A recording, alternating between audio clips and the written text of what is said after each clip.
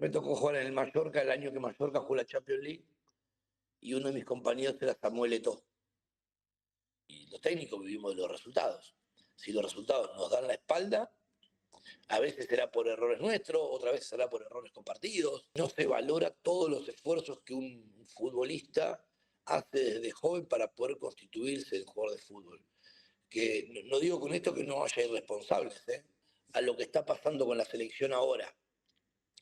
Es muy difícil consolidar porque cuando Bolivia le toca salir fuera de Bolivia, generalmente sufre más de lo que disfruta. Bolivia, en el tiempo que yo estuve y hoy, si bien no estoy, lo sigo muy de cerca, eh, eh, no hay una línea clarísima. A mí, en esta pretemporada, durante unos pocos minutos, se me murió un jugador que salió en todos lados y por el rápido accionar del cuerpo médico, esa muerte que sufrió, bueno, lo pudieron levantar, el pibe terminó con una operación de corazón. Muy buenas noches, gente de Zona de Hincha, nuevamente aquí con un invitado estelar, como la vez pasada. En esta ocasión tenemos a alguien que ha sabido ser campeón, tanto como jugador como entrenador, una persona que ha recorrido Sudamérica, que ha estado por Centroamérica, ha hecho mayor carrera aquí en Bolivia, en la zona de La Paz, la zona de Cochabamba, mucha gente lo recuerda, lo extraña, gente de rojo que nos conversaba a nosotros ahí. Aquí estamos con el profesor Cristian Leonel Díaz desde la ciudad de, bueno, desde Argentina. Profe, prácticamente, ¿desde qué ciudad estamos conectando? Hola muchachos, ¿cómo andan? Gusto saludarlos. Desde la ciudad de Puerto Madryn, en la provincia de Chubut, en el sur argentino, trabajando en un nuevo proyecto desde el principio de año y bueno, muy contento de estar en mi país trabajando. Nosotros agradecidos con usted por el tiempo para esta entrevista. Bueno, más que entrevista, una charla, como se lo decíamos hace un momento. Queremos que usted esté tranquilo, se suelte como quiera soltarse. Aquello que no quiera decirnos, no hay lío tampoco, lo vamos a entender y comprender. Así que, profe, vamos a arrancar rapidito porque se nos fue el tiempo. Tengo un concepto para usted más que todo porque sé que ha dirigido equipos a modo bombero. Le ha gustado ese su gusto de usted que tiene sobre elegir equipos que estaban en llama, que estaban institucionalmente un poco delicadas. ¿Cómo es eso, doctor? ¿Cómo es eso, profe, de que usted es como un doctor que lo sana porque cuando sale del club, el club queda estable? ¿Y cómo hace usted para llevar a los jugadores de estar en una situación negativa? En algunos casos se le ha dado estar con un equipo del que lastimosamente en lo económico hoy pasaba mal tiempo. ¿Cómo hace usted para levantar a esos jugadores? Bueno, a ver, imagino que te referís puntualmente al 2023 con Wisterman, el 2022, donde la situación económica no era buena y con una muy buena Copa Libertadores acomodamos entre todos los números y el proyecto deportivo de esa temporada. Pero bueno, puntualmente hablando de Vista, el Carras en Mato, Benjamín, mi segundo hijo, el 30 de diciembre del 2022 en Cochabamba. Yo había renunciado a Die Strong en aquel momento, mitad de año, por el fallecimiento de mi padre. En ese momento me enfoqué y me aboqué a mi madre, sin poder casi compartir el embarazo de mi mujer en Cochabamba, yendo y viniendo, pero bueno, no podía estar en dos lugares al mismo tiempo. Y cuando nace Benja, yo había ido a quedarme en Cochabamba un tiempo para estar con mi familia, esperaba que alguna posibilidad laboral surgiese. Y en ese momento surgió Wisterman, en un momento muy complicado, donde hubo un cambio de dirigencia, donde había que dar una mano. Y como digo, soy absolutamente justo con lo que digo. Tal vez si Benjamín no hubiese nacido en ese momento, no sé si hubiese tomado la determinación de tomar las riendas de Wisterman. Pero bueno, Dios sabe por qué pasan las cosas. Benja nació en ese momento. Yo tenía el sostén de mi mujer y mi hijo que me permitía ir a trabajar en medio de un incendio como si nada estuviese pasando y enfocarme con mucha alegría 24/7 para poder ayudar al club que en su momento me había dado la posibilidad de ir a Bolivia en el 2019, de ser campeón y toda esa historia que ya todos saben. Cuando vos trabajás con alegría, con convicciones, desde un lugar, como lo hablábamos fuera de micrófono, ligado solamente al trabajo y a construir, no a destruir, pueden pasar cosas buenas como pasó en aquel momento. La verdad que cuando terminó el 2023, después de todo lo que vivimos, yo miraba para atrás y digo, pucha, lo que pudimos construir de la nada. Y lo construimos en su momento con la dirigencia, lo construimos con los futbolistas, que era un grupo bastante reducido y sin embargo con mucho inconveniente pudimos armar una gran familia todos juntos y lograr aquello que se dio. Y sin lugar a duda también lo logramos con el apoyo de la gente. Cuando las patas, futbolistas, cuerpo técnico, hinchas, dirigencia, van de la mano, es todo más sencillo. Ese año la gente de Vísterman se comportó de una manera increíble, increíble. Yo no lo viví nunca en mi vida, una cosa como aquello, y no sé si lo voy a volver a vivir, pero más allá de los quilombos que teníamos, nos sentíamos ganadores. Sentíamos que podíamos contra todo, porque luchábamos todos juntos, y yo digo que cuando la fuerza de la masa eh, es tan grande, es muy difícil de frenar. Y bueno, éramos una masa de seres humanos encolumnados en la búsqueda de un solo objetivo, que era que Wisterman pudiese vivir. Después, yo digo, tiempo después, eh, cambiaron de entrenadores, cambiaron de futbolistas, cambiaron las relaciones humanas, cambiaron los objetivos de cada uno. Entonces, cuando no se camina de la mano, es muy difícil todos juntos. Entiendo que a veces las situaciones son complicadas y no siempre se puede, pero bueno, yo tenía claro cuál era el camino. Y como yo era un poco el guía de todo eso, se simplificaba. Y el guía en aquel momento no cobraba, sino que prestó dinero. Y era como que, bueno, si el líder del grupo, el líder de la manada, se comportaba de esta manera, como que el resto tenía que estar encolumnado. Y por suerte vivimos un 2023 maravilloso, que yo difícilmente creo que se pueda repetir algo así en Bolivia, conociendo la idiosincrasia en alguna otra institución. No crea, profe, porque a usted se lo ha mencionado bastante hoy en día en clubes bolivianos que la están pasando mal. Así que esa experiencia, créame que en nuestro medio, lastimosamente, puede volverse a dar y no, esperemos que el club que cuente con su servicio también tenga esa oportunidad como la tuvo Jorge Wisterman. Sí, pero a lo que me refiero, no digo que no haya otro club que vive una situación complicada, porque desgraciadamente la economía no es la mejor y muchas veces hay situaciones incómodas. Lo que digo que es muy difícil de conjugar, eh, los hinchas masivamente como los de Wisterman en aquel momento, la dirigencia con un respaldo absoluto y un compromiso absoluto en aquel momento, cuerpo técnico, futbolistas. Yo tenía jugadores que pasaron 6 meses y no cobraban. Entonces es muy difícil sostener eso. Tal vez yo tenga la posibilidad en un momento que alguien piense en mí para algo similar, pero para que todo se dé tienen que estar todas las patas juntas. Si una de esas patas falla, por más que yo tenga ganas, por más que tenga ilusión, por más que le dedique mi tiempo casi con exclusividad a la institución, no creo que el resultado sea el mismo. Yo hago énfasis en la unión que nosotros logramos construir. Esa es la parte que la veo como difícil de repetir. Perfecto, ahora sí entendí, no estaba entendiendo lo que usted estaba indicándome. Pues, mire, usted es mi primera experiencia haciendo una charla con un entrenador de fútbol. Lastimosamente, tuvimos la presencia de un entrenador de fútbol nacional hace tiempo, no estuve presente por cuestiones de salud, pero tengo una curiosidad respecto al tema de cómo un entrenador procesa la idea. O sea, cuando un entrenador gana, se le acercan todos los medios para felicitarlo, festejarlo, cosas así, ¿no?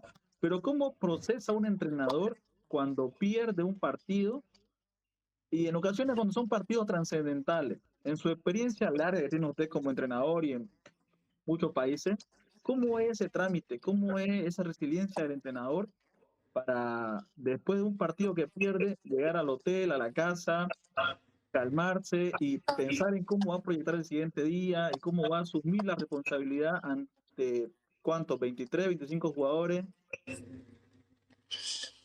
Bueno, la verdad que es una buena pregunta. Eh, Cuando te toca la buena, es todo más sencillo, absolutamente todo. Como decís vos, casi que nos ven como si yo fuese flaco, como si fuese más alto, como si fuese lindo, como si me vistiese bien, como si usara el mejor perfume. Eh, Esos momentos son fáciles de llevar adelante, y los otros se transitan generalmente en soledad. Y cuando hablo de soledad, hablo de tu familia, donde compartís esos momentos en la intimidad de tu familia y donde aquellos que somos familiares nos nutrimos del cariño genuino de tus hijos, de tu madre en mi caso, de mi mujer, de los amigos más cercanos, de los familiares más cercanos. El círculo se reduce rápidamente. Lo que con el paso del tiempo lográs entender y tenés la obligación de entenderlo, que funciona así, que el fútbol, que es el medio en el cual yo me muevo, funciona de esa manera. Entonces no tengo por qué juzgar a aquel que se me acerca en la victoria como un determinado tipo de persona y juzgarlo de otra manera porque no lo hace cuando me toca perder. Otro ejemplo, cuando se acercan los mercados de pases, y es lo que está pasando ahora en este momento, que se acerca el mercado acá en Argentina, te empiezan a llover mensajes de representantes, algunos más conocidos, otros que no conoces, y en el mes de marzo ninguno me escribió ni por una victoria, ni por mi cumpleaños, ni por una derrota, ni para saber cómo ando. Ni en febrero, ni en abril. Empieza a ocurrir ahora, ¿por qué? Porque ya tienen al lado o algo así, me equivoco. Funciona de esta manera. No hay que renegar ahí. Yo lo que con el tiempo entendí es que hay que entender cómo es el funcionamiento de las personas que rodean el mundo del fútbol, periodistas también, que te solicitan más cuando te toca ganar que cuando no, o que te buscan cuando estás en un momento delicadísimo, que para ellos es importante, pero bueno, es su trabajo en definitiva. No estoy juzgando, ya fui mucho más joven, o joven mejor dicho, antes, y tenía otro tipo de sensaciones y de sentimientos y por ahí refunfuñaba y me molestaba. Hoy ya entiendo que es así, las cuestiones no son personales, igual que cuando un equipo pierde y uno o dos partidos y al presidente del club le llueven ofertas de entrenadores y vos decís, ¿qué HDP esta persona? Si yo estoy trabajando, pero es su trabajo, tiene que colocar a su entrenador, tiene que hacer que trabaje y cuando ven un entrenador en dificultad, bueno, entienden que puede haber una posibilidad para que su grupo de trabajo esté trabajando. Por lo tanto, creo que la mayor, o para describirlo con una palabra, es madurez, templanza y sobre todo entendimiento de que las situaciones son de esa determinada manera y que como yo no las puedo controlar y mucho menos las voy a poder cambiar, no me queda otra que aceptarlas. Muy bien, profesor, muchas gracias por la explicación correcta, ¿no? Verlo de esa manera, ¿no? Para que después los resultados pasan, pero hay que quedarnos con la buena imagen de lo que se hizo bien y lo que se puede mejorar, ¿no? Mirá, te voy a contar un ejemplo. A nosotros nos costó el inicio en la temporada y allá por la quinta fecha habíamos perdido en Buenos Aires con el Boys y cuando veníamos en el bus empezó a correr el rumor de que yo había renunciado. De hecho, se lo planteaban los futbolistas a mi cuerpo técnico en el mismo bus que compartíamos en un viaje de 18 horas. La verdad que nada de esto había pasado. Cuando llegamos a Puerto Madryn, estaciona el bus y yo tengo la costumbre, por una cuestión de educación y compañerismo, de colaborar a bajar el material, a bajar todo lo que se llevó para el viaje. Y en ese momento cuando bajo el bus, veo a la dirigencia del club del otro lado del bus y lo primero que pensé es que me venían a echar. Entonces, bueno, nada, bajamos las cosas del bus y en un momento de eso aparece el presidente con su gente lo saludo y el presidente me saluda, obviamente no estaba contento, y él me dice algo del tema de la renuncia, que como que él sabía por dónde había salido, que era una operación, digamos, ¿no? Como para que alguien intente posicionar a algún entrenador. Lo que me llevó a mí a decirle, le digo, mirá, si yo hubiese decidido renunciar, no hubiese esperado 20 horas para llegar a Madrid y comunicártelo, porque tu sueño y tu proyecto deportivo necesitan de la continuidad. Entonces, si yo decido, che, me tengo que ir porque no es el resultado de Buenos Aires, vos tenés la tranquilidad de poder ganar tiempo en la búsqueda de un nuevo entrenador porque tu proyecto sigue. Y aparte le dije, y si vos en este momento vinieses a despedirme porque el trabajo o los resultados, mejor dicho, no fueron los esperados, a mí me tocaría entenderlo, agradecerte la posibilidad laboral, pedirte disculpas por no haber cumplido con las expectativas que teníamos a principio de año, armar mi valija e irme a mi casa. Esto te digo que hoy tengo 50 años cumplidos hace una semana y que lo digo con absoluta naturalidad, entendiendo que es así. Antes por ahí uno te aferrás a la silla eléctrica a ver si tenés un partido más y si lo podés levantar y si lo podés revertir. Y si en un momento la situación no va, yo no puedo obviar que esta gente a mí me dio la posibilidad de trabajar con ellos, que me tratan cariño, que me brindan todo lo que necesito para trabajar. Y los técnicos vivimos de los resultados. Si los resultados nos dan la espalda, a veces será por errores nuestros, otras veces será por errores compartidos, pero en definitiva el fútbol es de esa manera. Hoy elijo entenderlo de esa manera, y tengo claro que el día que me toque ir de Madrid, por ejemplo, me iré con muchos amigos de la ciudad. Dios quiera que sea con el logro consumado ya por diciembre. Y si eso no pasa, al menos en mí no va a cambiar el sentir y mucho menos el proceder de lo que te estoy diciendo en este momento. Muy bien, profesor. Tengo una curiosidad. Usted que ha estado por El Salvador, por Perú, por Chile, dirigiendo en Argentina, acá en Bolivia, ¿usted ha notado en estos países que exista algún tipo de juego táctico, concepto táctico que se considere ser ley en ese país? ¿O esto es simplemente algo que se rumora pero que no es así? A ver si te entiendo la pregunta.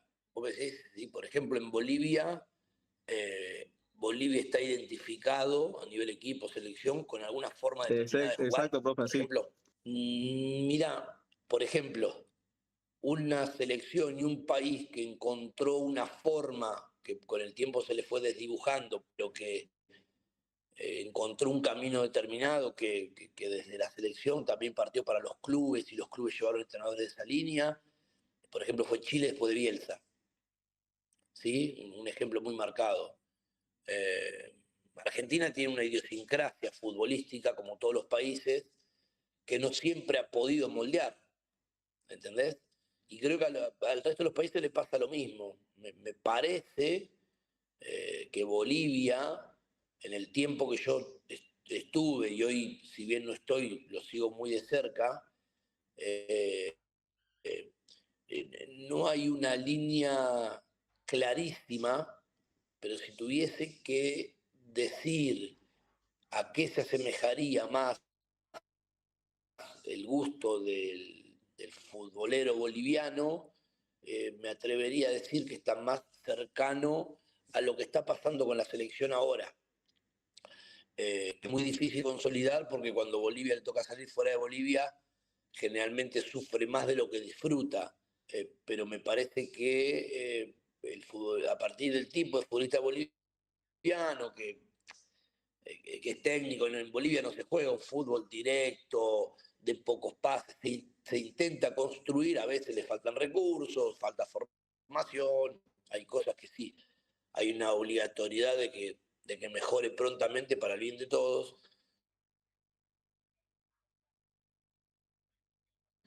pero creo que, y tal vez compartir los resultados, lo que ha pasado con la búsqueda de la selección se asemeja más al gusto del hincha boliviano, que probablemente lo haya retrotraído en el tiempo a la selección histórica del 93, 94, de la final del 97 con Brasil, con buenos futbolistas de buen pie, pero que no siempre se pueden conseguir. A Perú le pasa lo mismo. Perú es un país identificado con futbolistas técnicos, más que rocosos. Paraguay por ahí ha estado siempre más ligado a un fútbol duro. Uruguay, que siempre ha sido la garra charrúa, ahora está como en un impasse justamente con Bielsa, en una búsqueda diferente que a veces es difícil de que sea bien recibida por el espectador, que el espectador está acostumbrado a otra cosa, pero digamos que ponele Chile tiene una línea, bueno, Argentina, Uruguay la está mutando, Brasil es Brasil, Brasil va a ser siempre Brasil, Bolivia creo yo que quisiera ir por el lado por el que va y creo que al hincha lo satisface. Perú es un fútbol técnico y bueno, así podemos charlar. Colombia es otro país que siempre está ligado al buen pie. Ecuador tal vez un poco más a lo físico. Y bueno, ahí por ahí te hice una descripción de lo que yo pienso. No sé si la gente va a coincidir o no. La verdad que no, no es algo que me preocupe si coinciden o no, es lo que pienso de los distintos países. Tengo dos últimas cuestiones. Después de eso usted me dirá si nos acompaña todavía o si ya tiene que retirarse. La primera es la siguiente. Eh, habitualmente o sea, lo que la prensa no logra ver dentro del túnel cuando van a la cancha o cuando vuelven a camarino, usted como entrenador, ¿cómo es que ve a los jugadores cuando están saliendo o bien cuando están saliendo a cancha, cuando están retornando a un medio tiempo? ¿Qué es aquello que no ven las cámaras, profesor? ¿Qué es aquello que solo en la interna de los jugadores están y a veces la gente que está afuera, que es hincha, no comprende? En realidad, más allá de la salida en los minutos finales a la cancha o el reingreso para un entretiempo o un postpartido, generalmente el periodista o el espectador solamente ve los 90 minutos de juego, o aquellos periodistas que tienen la posibilidad de ver algún entrenamiento, algunas cuestiones cotidianas. Todo lo que tiene que ver con la constitución del grupo, con las cuestiones que a todos nos pasan como seres humanos, día a día, porque todos nosotros tenemos exactamente los mismos problemas que tienen ustedes, y a veces más. ¿Qué te quiero decir? A mí, en esta pretemporada, durante unos pocos minutos, se me murió un jugador que salió en todos lados, y por el rápido accionar del cuerpo médico, esa muerte que sufrió, bueno, lo pudieron levantar, el pibe terminó con una operación de corazón, hoy tiene un desfibrilador con marcapaso, y está reinsertando. Eso la gente no lo ve y hoy en día hay la palabra es idea, pero es como una forma de expresarse en muchas personas con mucho YouTube, con mucho canal de streaming, inclusive la televisión o radio, de hablar de los futbolistas, entrenadores. La gente cree que al futbolista pasa en Instagram, eh, se engancha una mujer para salir a la noche. eh, hay mucho de eso, desgraciadamente, y no se valora todos los esfuerzos que un futbolista hace desde joven para poder constituirse en jugador de fútbol. Que no digo con esto que no haya irresponsables, ¿eh? El tuyo la vuelta que todos los humanos, con seres humanos que muchos nacimos muy de abajo, que tuvimos que remarla y que la seguimos remando todo el tiempo, para poder trabajar, que te tenés que esforzar. Escucho muchas veces que el futbolista trabaja 2 horas por día y patea la pelotita, frases muy, eh, peyorativas para un tipo que labura y mucho. y no labura solamente 2 horas por día, labura muchas más horas, tiene que cuidarse, y que yo le digo a esa gente que por ahí habla de una manera despectiva, para que reflexione, lo digo, vos ten en cuenta que ese tipo que vos decís que no le importa nada, atrás tiene una familia, a la cual le tiene que dar de comer, que tiene que velar por sus intereses, que seguramente le gustaría a partir del fútbol poder comprarse una casita, eh, para que el día de mañana no le falte el techo a su hijo, y que si el fútbol le permite un manguito más, poder regalarle un viaje por lo menos a sus padres, que, con lo que representan los padres para nosotros. Entonces, ahí hay una cuestión, de mucha responsabilidad por parte del futbolista, hoy con una presión muy grande para los jóvenes, al menos en Argentina, como que antes llegar a la primera división y consolidarse era el acompañamiento de un padre o de una madre, como me pasó a mí. Hoy en muchos casos representa la posible salvación económica de una familia. Y los chicos, porque los pibes que debutan en primera son jovencitos, tienen que empezar a desarrollarse con eso en la cabeza, en un fútbol extremadamente exigente, y donde en vez de pensar en el placer que les da el jugar al fútbol, en la gloria que les puede dar obtener un título, están más pensando en el dinero que van a ganar para ver de qué manera pueden ayudar a los suyos. Entonces, agradezco la pregunta y la posibilidad de explayarme de esta manera, porque también es cierto que esto que digo pasa, desgraciadamente pasa, y bueno, y no todos los futbolistas ganan muchísimo dinero.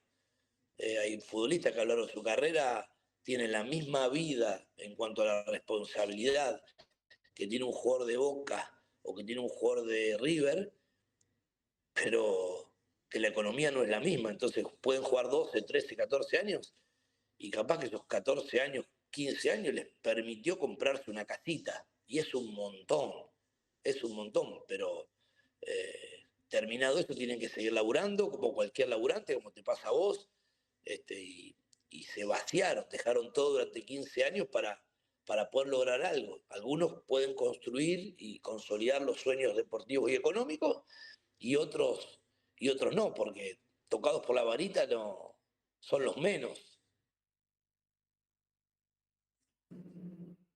Bueno, para cerrar por mi lado, no sé si después Daniel quiere consultarle algo antes de retirarnos. Quiero saber, Cristian Díaz, ¿fue un excelente lateral?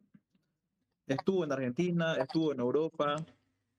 De aquella época, cuando usted fue un jugador y tuvo sus logros, a la época actual como director técnico, si usted lo tuviera frente a frente a ese jugador, ¿qué le aconsejaría o qué le diría que en aquella época, ahora que usted ya lo analiza mejor de su posición de técnico, le diría cambiar esto o mejorar esto? No, yo como técnico no me hablaría por ahí como, más cercano a un padre. Eh, y la experiencia es un peine que te da la vida cuando te quedas pelado. Si yo a mis 20, 21, 22 años tuviese la experiencia, la templanza, la sabiduría, y sabiduría lo digo bien, no digo sabiduría de sabio, no, los conocimientos que tengo hoy, y corregiría mi carácter de más joven, mis, mis enojos, cuando no me tocaba jugar, que obviamente te perjudican en vez de beneficiarte. Sí, siempre fui un tipo con cuidados personales en un fútbol diferente, donde no era como ahora, que ahí, es más estricto, es más riguroso, es mucho más profesional. Tal vez tenía que haber tenido algún cuidado personal con la alimentación, digo, pero bueno, no había nutricionista en esa época, era un poco diferente. Sin embargo, yo me miro a la lejanía, eh, y no me arrepiento, son errores que cometés por pecado de juventud y porque la vida la tenés que transitar. Sin embargo, algo que me digo y me reconozco es, ser un laburante de siempre. Yo era pibe en Independiente y no era un excelente lateral, era un buen jugador de fútbol, pero no un excelente lateral. Eh, y yo, así lloviese o no, y sabía que el entrenamiento se suspendía, yo me tomaba el bus, 40 minutos, me iba a Villa Domínico, firmaba la planilla y me volvía a mi casa. y no faltaba nunca entrenar. Y eso lo hice siempre.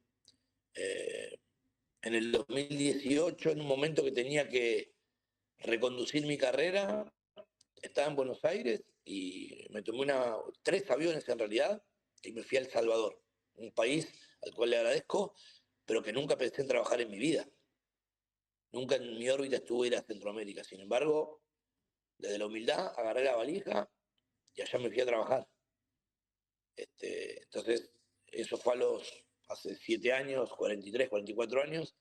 Entonces yo estoy diciendo que un pibe a los 17 años, 30 años después, seguía siendo un laburante, que es lo que me enseñó mi viejo, a laburar y a esforzarte todo el tiempo. Que en definitiva a veces tarda un poquito más la recompensa, pero en definitiva en algún momento termina llegando.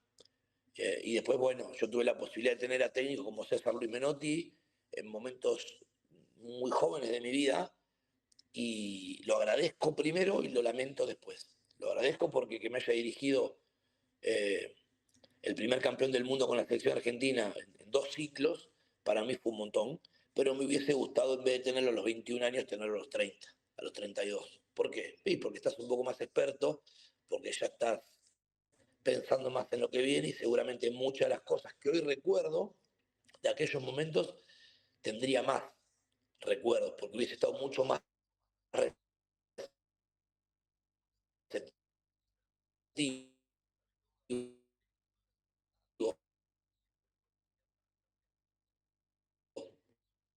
cuando se quiere llevar se la sabe toda, cree que es la verdad, y después cuando mirás para atrás te das cuenta de que la vi proceso y tienen que ir a la universidad, elegir una carrera que es la que les va a dar el futuro. Y hacen un año de ciclo básico, hacen un año de una carrera y cambian, y cambian, y cambian. Y por ahí encuentran su vocación a los 24, 25 años, que siguen siendo jóvenes. Le pasó a mi hijo, y mi hijo se frustró. Y yo le digo, quédate tranquilo, la vida te obliga a decidir a los 18 años qué vas a hacer a los 40, 50 años. Y es una locura. No estás preparado para decidir. Algunos sí deciden y muchos no aciertan y tienen que cambiar y se frustran. Pero bueno, por eso te decía antes, la experiencia es un peine que te da la vida cuando te quedas pelado. De Bolivia. Así que como otro boliviano más que, bueno, no nació acá, pero el cariño ahí está. ¿Cómo vio usted este desenlace para Bolivia y cómo la proyecta en la siguiente eliminatoria? Bueno, la verdad que todo lo que pasó fue emocionante, ¿no? La distancia lo vivimos con intensidad y con un deseo de que todo terminase de otra manera. Igual creo que no ha invalidado el buen proyecto, el buen proceso, la pérdida del último partido. Creo que Bolivia tomó una decisión desde lo deportivo muy importante con un cambio generacional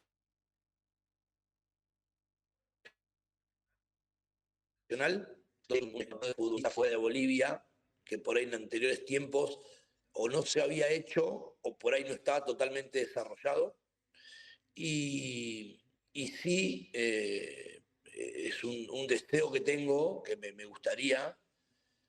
Yo he visto en el Siles más de una vez el cartel que dice se juega donde se vive, y yo soy partícipe de eso porque, bueno, si la geografía de Bolivia es la que es, nadie tiene derecho a decir nada absolutamente de dónde demonios tiene que jugar Bolivia. Pero me gustaría que el desarrollo de esta camada y camadas venideras de Bolivia también tengan la posibilidad de lucirse, también tengan la posibilidad de poder demostrar, y eso es mucho trabajo, que no solamente lo pueden hacer bien en un determinado lugar de Bolivia o en un solo lugar, y que sí lo pueden hacer bien en otros lugares de Bolivia, geográficamente hablando, y que lo pueden hacer con hidalguía y con competitividad en el resto de Sudamérica. Entiendo que eso es un proceso largo que Bolivia tiene la obligación de desarrollar para no quedar siempre,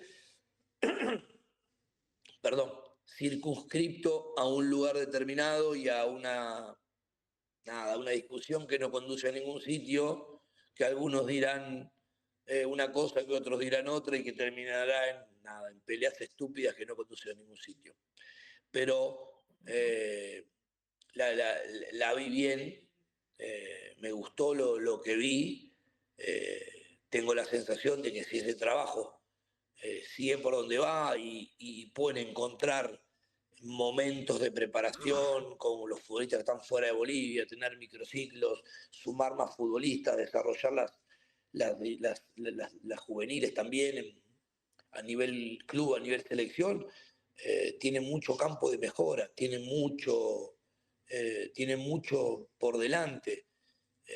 Si Uruguay tiene 3,5 millones de habitantes y tiene miles de jugadores desparramados por todo el mundo, ¿cómo demonio Bolivia, con 11 o 12 millones de habitantes, sumado a todos los bolivianos que hay fuera del país, no puede tener mejores posibilidades a partir de la materia prima? Pero bueno, insisto, todo eso es trabajo. El trabajo muchas veces necesita de economía. A veces la economía no es la mejor, porque estamos hablando siempre de países de Sudamérica con problemas económicos. Entonces hay como cosas que se tienen que ir destrabando con el paso del tiempo, y que me alegro mucho que Bolivia como pueblo haya tenido la ilusión, si bien se frustró en el último partido, pero la ilusión de poder estar en una Copa del Mundo. Creo que la que viene tendrá más equipos, tendrá también una selección más consolidada, y no veo como algo muy lejano que, no en este obviamente, sino en el próximo Mundial, Bolivia pueda ser parte de eso. Es más, tengo la sensación de que va a ser así. Listo, profe. Vamos a cerrar con lo siguiente, sin antes agradecer su tiempo, su espacio, comentarnos su experiencia, lo que vive día a día. Esperemos tenerlo nuevamente en una segunda parte, ya hablando de el éxito deportivo, esperemos así sea, del equipo que ahora dirige. Y bueno, Daniel me dice lo siguiente para que cerremos tranquilo. Dos dudas tiene él. Primero, está una anécdota que usted no haya comentado con otros periodistas o otros amigos que nos pueda contar. Y segundo, ¿cómo quisiera usted que en el futuro se recuerde el legado del profesor Cristian Leonel Díaz? Anécdota que no se ha contado. Uy, pucha. Y bueno, hay algunas que no se pueden contar nunca, ¿no? Claro. Este, eh, Una que usted no quiera contar, profe. Bueno, pues ya no quiero contarlo.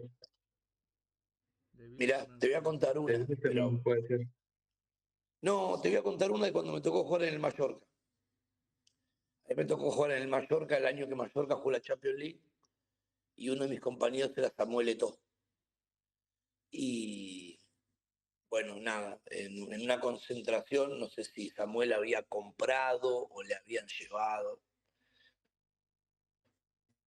un maletín que contenía 8 relojes Rolex. Y Samuel andaba con el maletín para el comedor, con el maletín para el desayunador. Claro, tenían, no saber cuánto valdría cada uno de esos relojes. Yo jamás tuve uno en mi vida, así que no tengo ni idea cuánto vale. Y en un momento se distrajo, no sé qué pasó, lo entretuvieron y se lo quitaron, se lo abrieron, le sacaron los relojes y se los reemplazaron por relojes, ponele, no sé, Paddle Watch, por decir una marca. Algún guacho compró 8 Paddle Watch y se los pusieron adentro y se los devolvieron. Y tenía, no sé, para abrirlo había una sola manera. Entonces, si tenía una llavecita, se la habían sacado, la encontraron, después se la devolvieron al lugar. Y en este viaje, Samuel se ve que no lo abrió nunca más y andaba con el maletín para un lado, con el maletín para el otro, con el maletín para un lado, con el maletín para el otro. Llegamos de un viaje y claro, él se fue a su casa con su maletín, con sus relojes Rolex. Y bueno, cuando volvimos el lunes a entrenar, obviamente que fue el hazme reír, de lo que había ocurrido, porque claro, imagínate vos el momento que el tipo llegó a su casa fue a sacar los relojes y se encontró con que todo ese caudal de dinero que había adentro ya no estaba. Y bueno, había gente que los tenía bien guardados, se los protegió y el lunes se los entregó. Así que bueno, esta no la he contado nunca y la estamos compartiendo acá con ustedes. Profe Cristian, algo que quizás muchos no quisieran hablar, ¿no? Pero bueno, en base a su experiencia y todo el conocimiento que tiene, algo fundamental creo en la vida, no solamente de un director técnico, de cualquier profesional, una persona, la pregunta, ¿qué pensaría? Cristian Díaz, el director técnico, se retire. ¿Cuál va a ser el legado que él va a dejar? ¿Cómo quisiera usted que en los libros del fútbol de aquí a unos 10, 20 años se busque su nombre, más allá de ser un jugador y un técnico campeón, profe? Después el legado, y yo siempre hablo de la persona. A algunos les puede gustar más, a otros menos, es imposible gustarle a todo el mundo, pero en definitiva que ser lo que me considero, un buen tipo a partir de ser un buen padre, un buen esposo, un buen amigo, una persona con valores. Yo trabajo de esto y hablamos hace un rato de la metáfora que te decía de la balsa. Vos ten en cuenta que yo a mi hijo le digo todos los días que estudie, que trabaje y que se gane la vida dignamente, que es la manera que hay. Y el fútbol desde este lugar te da posibilidades de ganar dinero no es correcto ganarlo de esa manera, porque en definitiva no lo ganás, lo estás robando. Y pasa en el fútbol, como pasa en el periodismo, como pasa en la política, como pasa en un montón de lugares. Entonces, mi reflexión es, si yo a mi hijo le digo que se gane la vida de esta manera, ¿cómo yo voy a hacer algo que vaya al revés? Por ahí eso que yo hiciese al revés me permite comprarle un auto a mi hijo, ¿no? Y, y cuando apoyo la cabeza en la almohada, y cuando mi viejo me está mirando desde el cielo y dice, ¿en qué te convertiste? ¿En un hijo de puta? ¿En un chorro? Y la verdad que yo prefiero que me falte algo. Si me faltase, gracias a Dios no es la situación, pero apoyar la cabeza en la almohada y dormir tranquilo. Y esto te lo digo con absoluta convicción porque probablemente hayamos muchas personas que hablemos de esta manera, pero yo estoy seguro y yo sé desde qué lugar lo digo y qué he hecho y qué voy a hacer a lo largo de mi vida, ese tipo de comportamientos.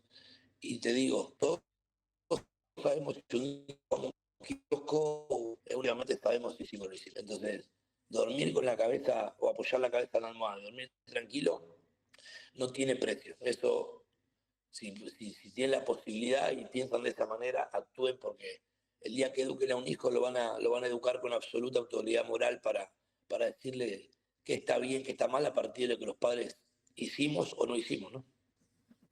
Muchas gracias, profesor. Espero que se haya sentido cómodo en esta charla de Mira, fútbol, más que me entrevista. sentí tan cómodo que te voy a contar algo.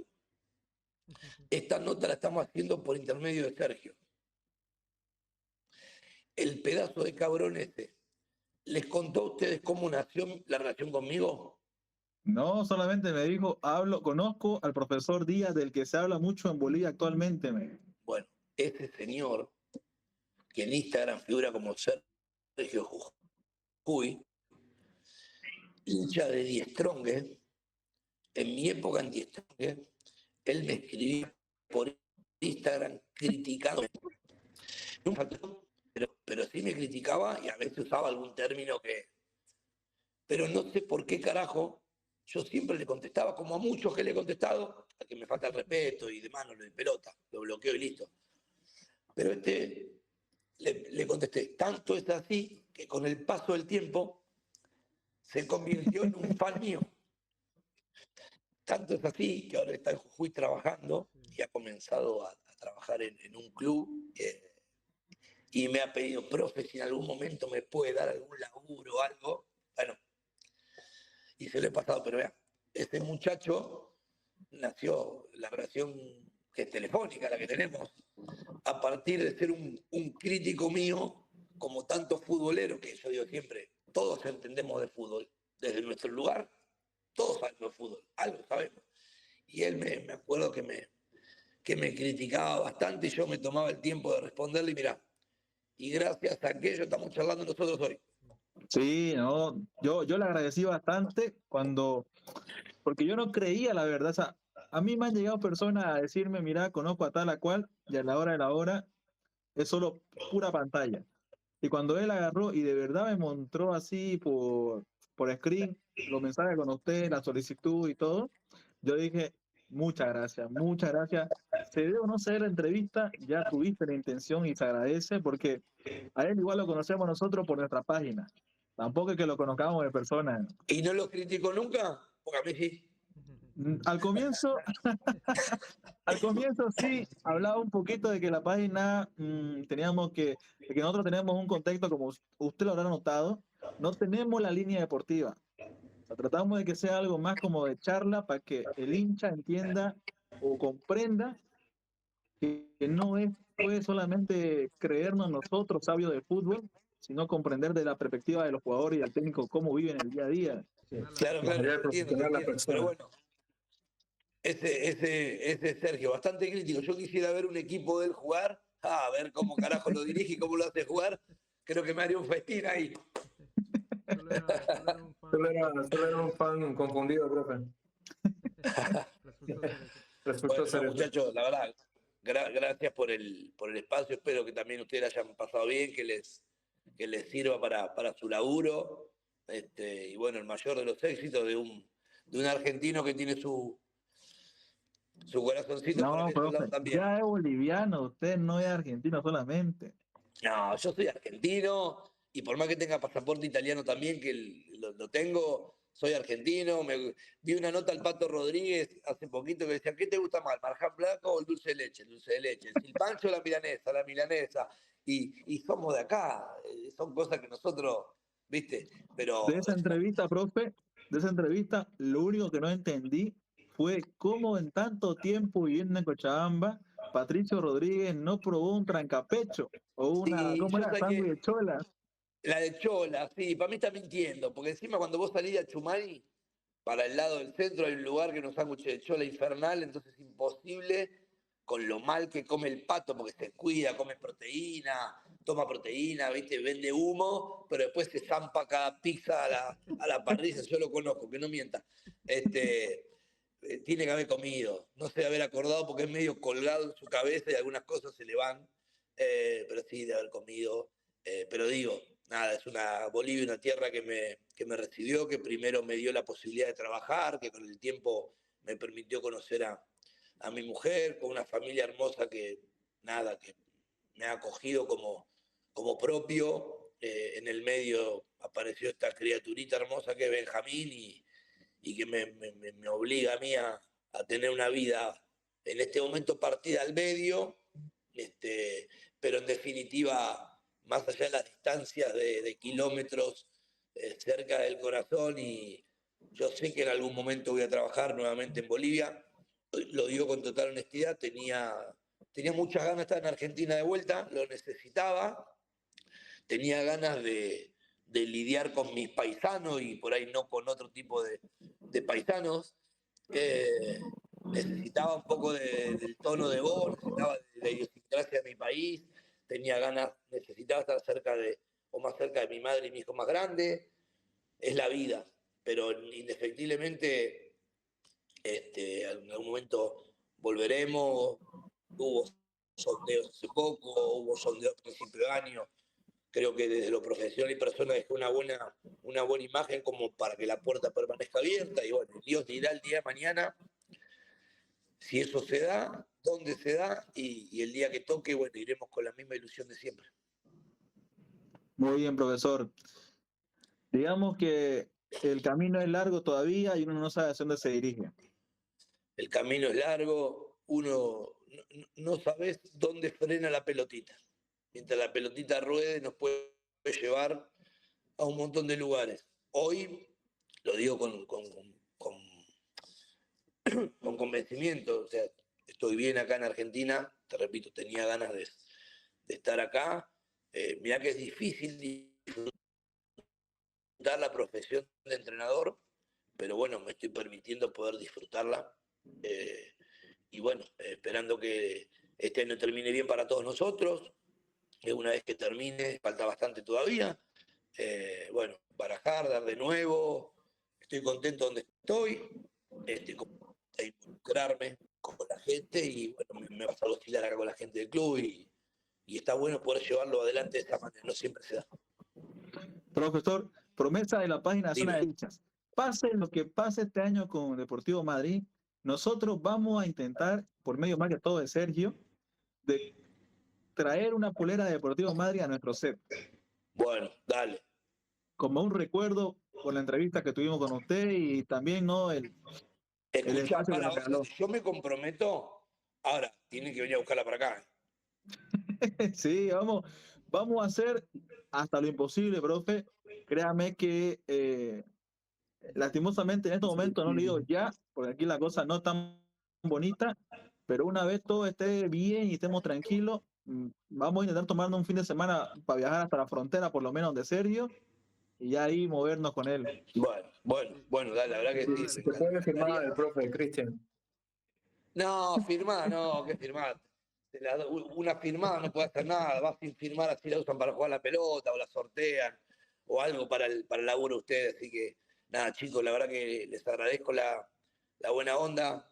Me voy a seguir con mis cosas, que tengo que terminar el día laboral con unas cositas para mañana el entrenamiento, que siempre hay que ajustar, que se nos viene el partido el fin de semana, que nos toca ir a Chaco ahora, un viaje largo, pero allá vamos siempre con la ilusión de que vayan las cosas bien. Les deseo lo mejor, de verdad, en sus proyectos laborales, en sus proyectos personales. Un abrazo para el criticón de Sergio, que va a ver la nota seguramente por ahí. Y bueno, un abrazo para toda la gente que va a estar del otro lado y espero que les guste la entrevista. Muchas gracias, profesor. Buenas noches y éxitos en todo. Chao, Hasta luego. Bye. Se me cuida. Igualmente. Gracias. Éxito. Muchas gracias.